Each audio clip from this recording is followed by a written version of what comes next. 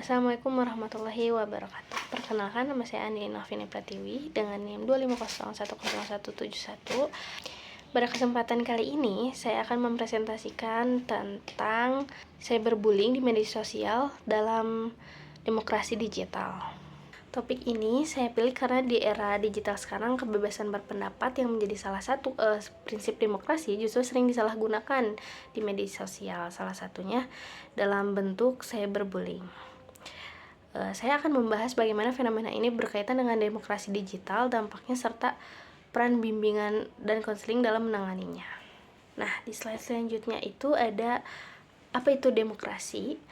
Sebelum membahas cyberbullying, saya akan menjelaskan dulu konsep dasar demokrasi. Demokrasi itu adalah sistem pemerintahan yang memberikan kebebasan kepada masyarakat untuk menyampaikan pendapat, berpartisipasi dalam kehidupan bermasyarakat, serta memiliki hak yang sama di hadapan hukum dan negara. Ada 4 ciri utama demokrasi yang akan saya soroti di sini. Yang pertama yaitu kebebasan berpendapat. Setiap warga berhak menyampaikan pikiran dan pandangannya. Yang kedua, menghargai HAM atau hak asasi manusia. Demokrasi juga menjunjung tinggi martabat dan hak setiap individu. Lalu yang ketiga adalah berpartisipasi masyarakat. Pastinya warga negara dilibatkan dalam proses pengambilan keputusan publik. Dan yang terakhir ada persamaan hak dan kewajiban. Setiap warga tidak ada yang diistimewakan atau didiskriminasi. Keempat nilai ini menjadi dasar yang sangat penting yang akan saya hubungkan dengan fenomena di slide berikutnya, yaitu bagaimana demokrasi ini berkembang di dunia digital. Lalu slide selanjutnya yaitu ada demokrasi era digital. Nah, memasuki era digital, media sosial ini menjadi sarana baru bagi masyarakat untuk menyampaikan aspirasi. Dulu masyarakat menyampaikan pendapat lewat forum, surat kabar, atau bahkan pertemuan langsung. Kalau sekarang, masyarakat itu cukup menggunakan handphone untuk bisa menyuarakan pendapatnya kepada publik secara luas dan cepat. Namun, perkembangan ini membawa dua sisi, yaitu yang berlawanan. Yang pertama yaitu dampak positif dan dampak negatif. Dampak positifnya yaitu yang pertama ada mudah menyampaikan pendapat. Karena siapapun bisa menyampaikan suara tanpa batasan atau jarak dan waktu. Yang kedua ada cepat mendapatkan informasi. Masyarakat ini bisa mengikuti isu terkini secara real time. Lalu yang ketiga ada menambah partisipasi masyarakat.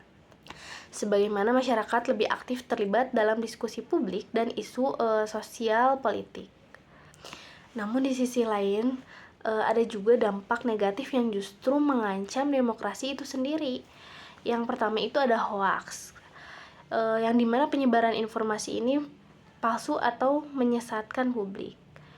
Lalu yang kedua ada ujaran kebencian, yang dimana para masyarakat itu berkomentar yang menyerang kelompok atau individu tertentu berdasarkan kebencian itu tersendiri gitu.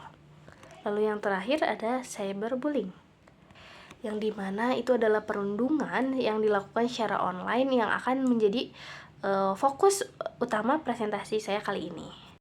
Lanjut, di slide selanjutnya itu ada cyberbullying sebagai isu demokrasi.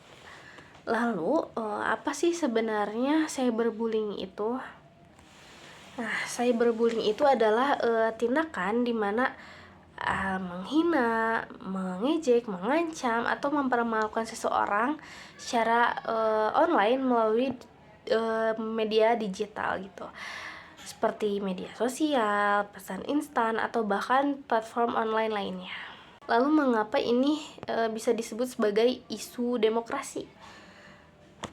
Karena cyberbullying itu sering muncul dari penyalahgunaan kebebasan berpendapat, yang dimana harusnya kebebasan yang digunakan untuk berdiskusi secara sehat malah justru disalahgunakan untuk menyerang seseorang gitu, dan merendahkan orang lain pastinya.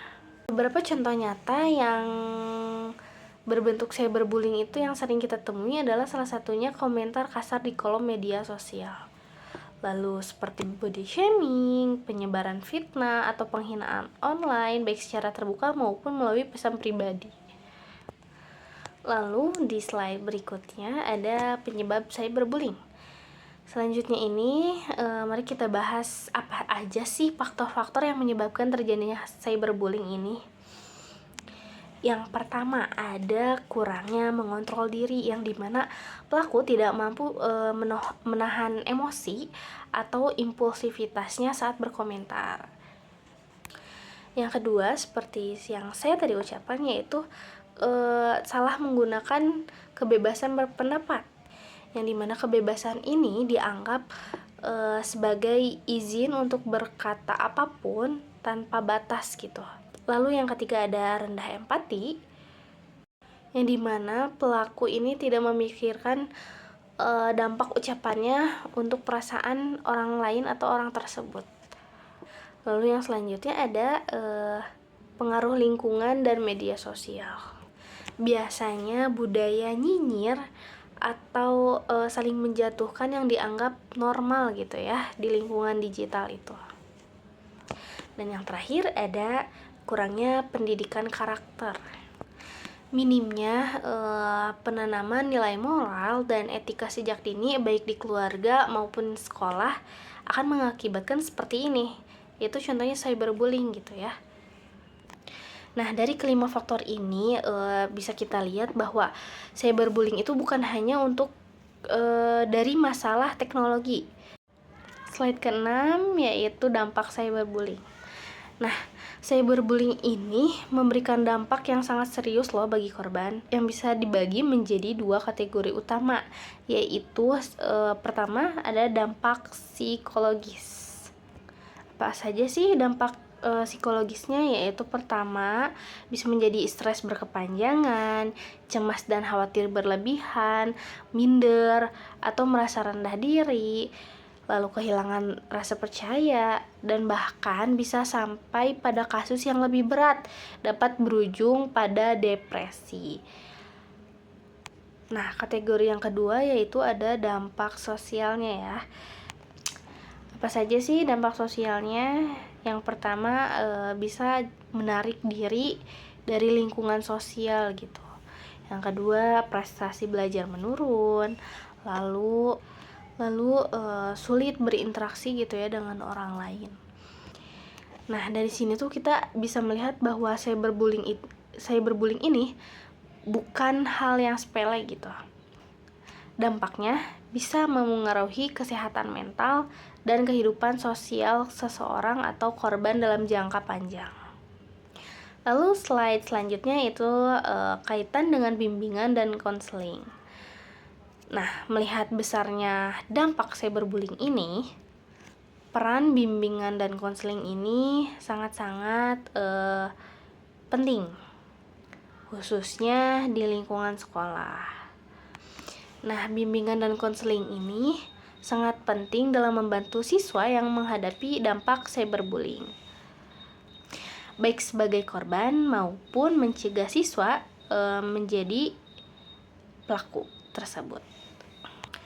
Nah, adapun peran BK dalam isu ini diantaranya memberikan konseling kepada korban agar dapat mengatasi tekanan psikologis yang sedang dialami. Lalu yang kedua, membantu siswa untuk memahami etika bermedia sosial yang baik dan bertanggung jawab. Lalu yang ketiga, menanamkan sikap empati dan toleransi antar siswa. Lalu yang terakhir, mencegah perilaku bullying melalui edukasi dan pendampingan secara berkelanjutan. Nah, slide selanjutnya yaitu peran guru BK. Secara lebih konkret, berikut adalah upaya-upaya yang dapat dilakukan oleh guru BK di sekolah dalam mengatasi isu-isu cyberbullying. Yang pertama, mengadakan sosialisasi anti-bullying kepada seluruh siswa secara rutin. Lalu yang kedua, memberikan layanan konseling individu bagi siswa yang membutuhkan pendampingan khusus. Yang ketiga, membuat layanan klasikal tentang etika digital, lalu agar siswa itu lebih bijak menggunakan media sosial. Lalu yang keempat, peran BK itu menjadi tempat yang aman bagi siswa untuk bercerita tanpa rasa takut ataupun malu. Dan yang terakhir, bekerja sama dengan orang tua atau guru agar penanganan cyberbullying ini dilakukan secara menyeluruh dan berkelanjutan. Nah, dengan langkah-langkah ini, guru BK dapat menjadi garda terdepan dalam mencegah dan menangani kasus cyberbullying di lingkungan sekolah. Nah, kita lanjut ke slide selanjutnya, ada solusi dan pencegahan, yang dimana saya akan memaparkan beberapa solusi dan cara mencegah terjadinya cyberbullying, baik dari sisi individu maupun kelompok atau masyarakat secara umum. Yang pertama, bijak dalam menggunakan media sosial. Berpikirlah sebelum mengunggah atau berkomentar sesuatu yang akan mengakibatkan dampak buruk bagi korban. Lalu yang kedua, menghargai pendapat orang lain meskipun pendapat kita itu beda dengan orang lain itu ya. Lalu yang ketiga, tidak menyebarkan komentar negatif atau fitnah yang dapat menyakiti pihak lain. Lalu yang keempat, meningkatkan literasi digital agar masyarakat itu lebih beretika dan cerdas dalam bermedia sosial. Lalu yang terakhir, melaporkan tindakan cyberbullying ini kita laporkan kepada pihak yang berwenang atau platform terkait. Nah, inilah visi yang saya harapkan ke depannya, yaitu terciptanya ruang digital yang lebih sehat, di mana kebebasan berpendapat itu tetap terjaga tanpa harus merugikan orang lain atau menyakiti orang lain. Lalu sebagai penutup, dapat saya simpulkan bahwa kebebasan berpendapat itu dalam demokrasi harus digunakan secara baik dan bertanggung jawab. Nah, cyberbullying ini menjadi salah satu masalah serius di era demokrasi digital yang dapat berdampak buruk bagi kesehatan mental seseorang. Bimbingan dan konseling ini memiliki peran penting dalam membantu siswa mengatasi masalah tersebut melalui layanan konseling, pendidikan karakter, dan upaya pencegahan bullying secara berkelanjutan. Dengan demikian, sinergi antara kesadaran individu dalam berdemokrasi secara digital, peran sekolah melalui BK, dan dukungan keluarga diharapkan dapat menciptakan lingkungan digital yang lebih sehat gitu dan demokratis bagi semua. Demikian presentasi yang saya sampaikan mengenai cyberbullying di media sosial dalam demokrasi digital. Saya ingin menutup dengan satu pesan yang penting, yaitu gunakan kebebasan berpendapat dengan bijak dan tetap menghargai orang lain. Baik, terima kasih atas kesempatan kali ini. Wabillahi taufik wal hidayah. Wassalamualaikum warahmatullahi wabarakatuh.